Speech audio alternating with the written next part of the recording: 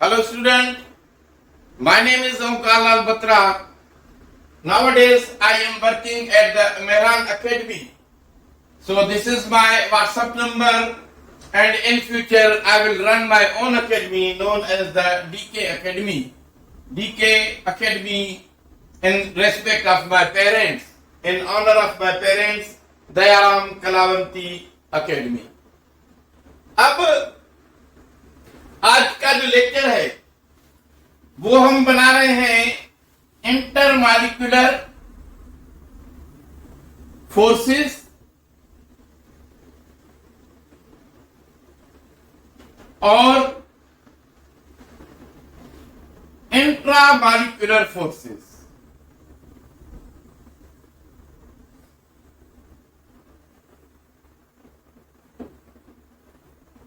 ये लेक्चर हम बना रहे हैं फर्स्ट ईयर स्टूडेंट्स और inter student of the degree college, girls degree college में इकरा के लिए, हदीका के लिए, बुशरा, आयशा, सब ये होनहार बच्चियां हैं।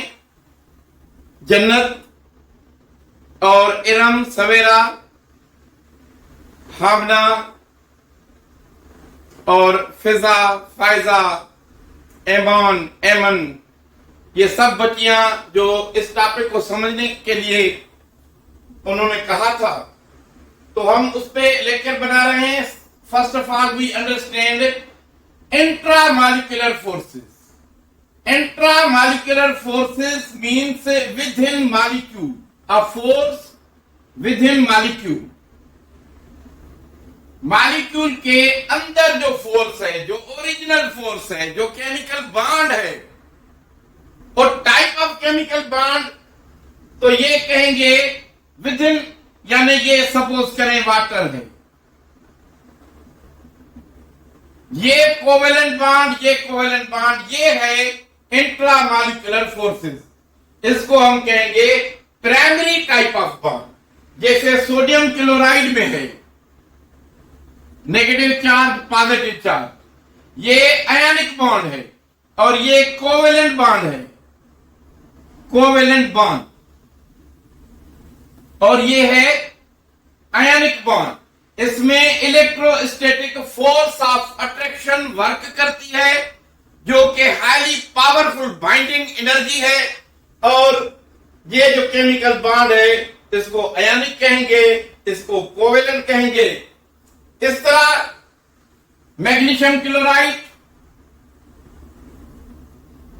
ये नेगेटिव पार्ट, ये पॉजिटिव पार्ट, कैल्शियम ऑक्साइड, ये नेगेटिव पार्ट, ये पॉजिटिव पार्ट। इस तरह ये बॉन्ड मेटल में भी बनता है, जिसको हम मेटेलिक बॉन्ड कहते हैं।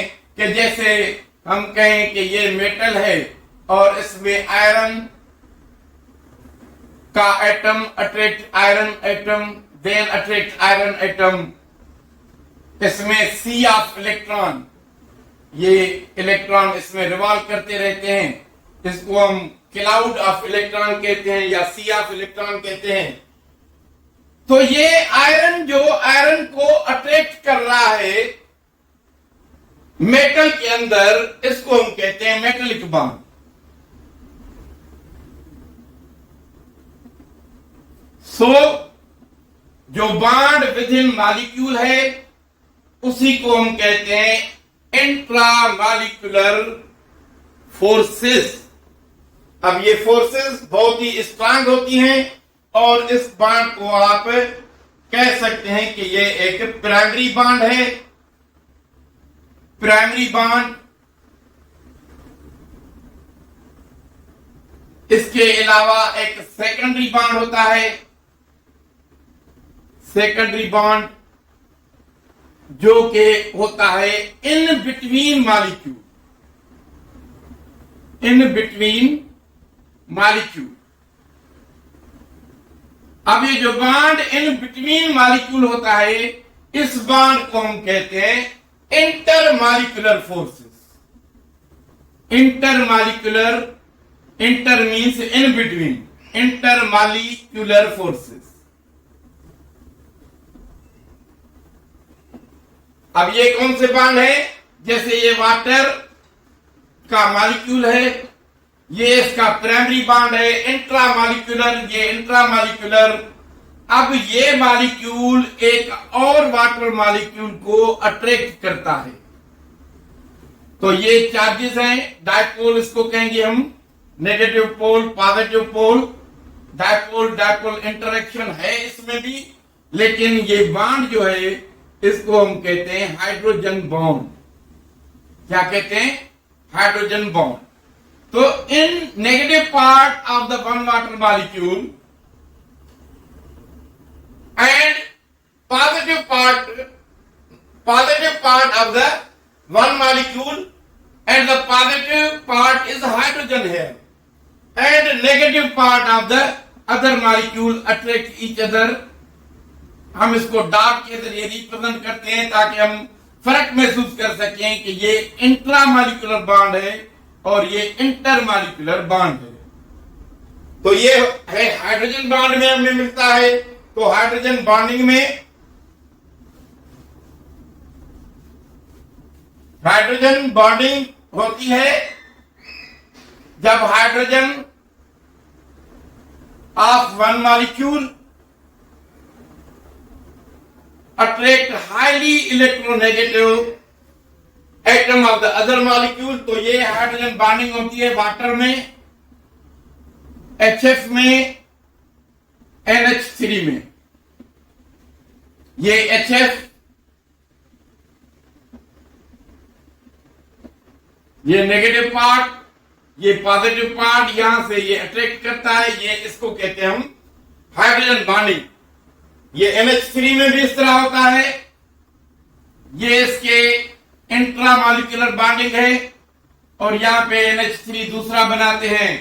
तो ये नेगेटिव पार्ट है और ये पॉजिटिव पार्ट, ये अट्रैक्ट करते हैं। ये है intermolecular forces.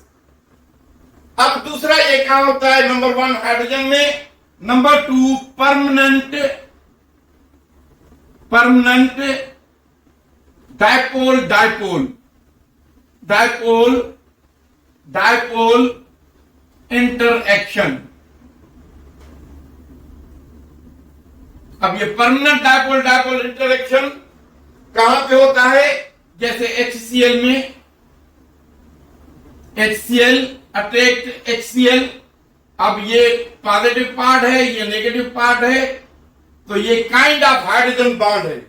It look like hydrogen bond, लेकिन जनरली हाइड्रोजन बॉन्डिंग कहते हैं जब हाईली नेगेटिव एलिमेंट से बॉन्ड बनता है।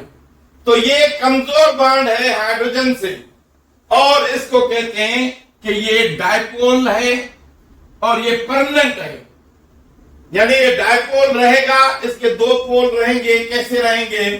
तो ये H, ये Cl, ये नेगेटिव पार्ट, ये पॉजिटिव पार्ट, ये है इंट्रामॉलिक्यूलर बॉन्ड, और ये है intermolecular bond. Positive part, negative part ये अट्रैक्ट कर रहा है। तो ये डायपोल कहते हैं क्योंकि ये एक पोल, ये दूसरा पोल। तो ये इसको हम कहते हैं dipole dipole interaction, dipole dipole interaction. Third ये जो होता है, ये होता है London dispersion forces. London dispersion forces को आप कह सकते हैं temporary dipole dipole interaction. Temporary dipole interaction किसमें होता है? क्लोरीन के मॉलिक्यूल में, फ्लोरीन के मॉलिक्यूल में, ये नोबल गैसेस में होता है, नोबल गैसेस में। अब इसमें क्या होता है कि जैसे ये क्लोरीन का मॉलिक्यूल है, ये इसके इलेक्ट्रॉन हैं,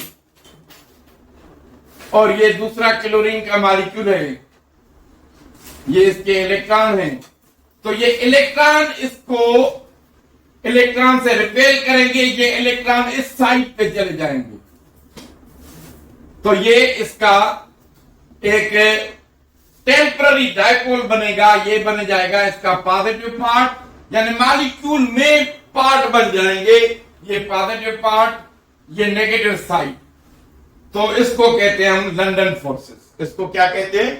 लंदन फोर्सेस, या लंदन फोर्सेस या वान डेर वाल्स फोर्सेस का भी एक है कि जैसे आप एक बैलून लें, आप उसको अपने सर पे घुमाएं तो उसमें इलेक्ट्रॉन्स डिस्टर्ब होंगे, और उसको आप फिर यहां पे लगा दें तो it will attract the wall.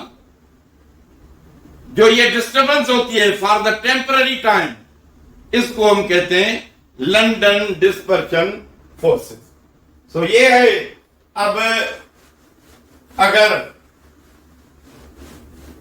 Intermolecular forces के बारे में ये पूछा जाए कि यहां क्या ये मेटल में बनते हैं या नॉन मेटल में, तो आंसर है कि ये नॉन मेटल में ही बनते हैं, मेटल में नहीं बनते।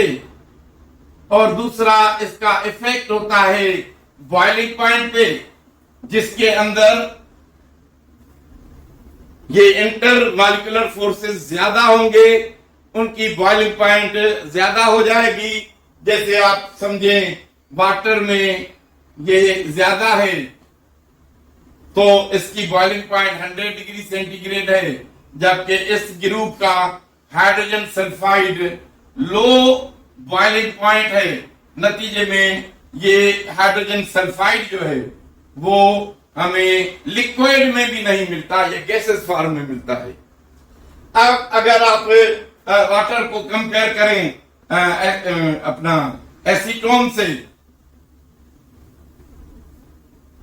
तो ये तकरीबन 56 डिग्री सेंटीग्रेड इसकी बॉइलिंग पॉइंट होती है, क्योंकि इसमें हाइड्रोजन बॉन्डिंग नहीं है। इंटर मॉलिक्यूलर फोर्सेस इसके वीक फोर्सेस हैं, इसके स्ट्रांग हैं। तो जिसमें इंटर मॉलिक्यूलर फोर्सेस स्ट्रांग होंगे उनकी बॉइलिंग पॉइंट ज्यादा हो जाएगी, जिनके कम होंगे उनकी बॉइलिंग पॉइंट कम रहेगी। So this is